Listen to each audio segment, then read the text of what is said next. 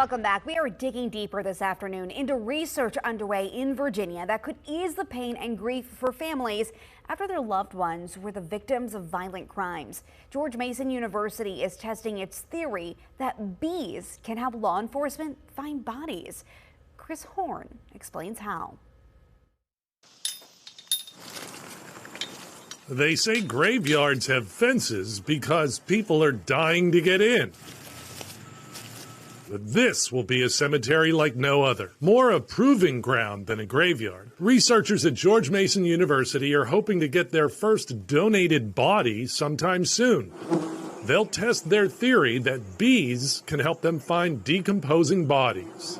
Bees can be very good vectors for finding humans that have been left outside. They've died outside and now they're decomposing outside. And Professor Mary Ellen O'Toole's body of work before George Mason was tracking the highest profile cases of mysterious deaths.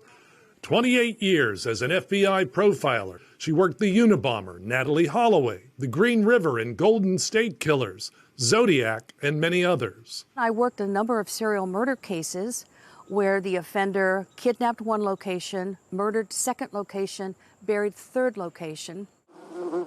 So investigators need to narrow the search with thousands of helpers. These are not killer bees. These are bees that can help find the victims of killers. Here's the key. When bodies decompose, they emit organic compounds. And those compounds can end up in groundwater and eventually in flowers that bees will pollinate.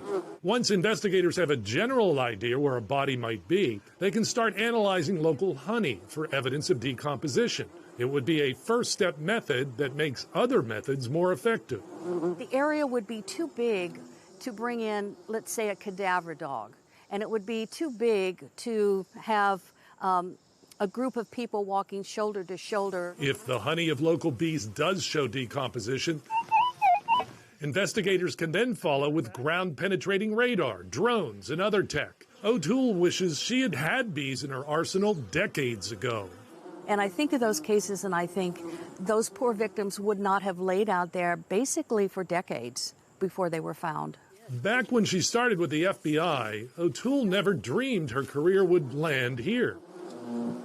If I knew this 30 years ago, I may have that attitude that, oh my gosh, do I really want to eat honey again? And now that I know how valuable these little winged crime fighters are going to be for us, I just love them.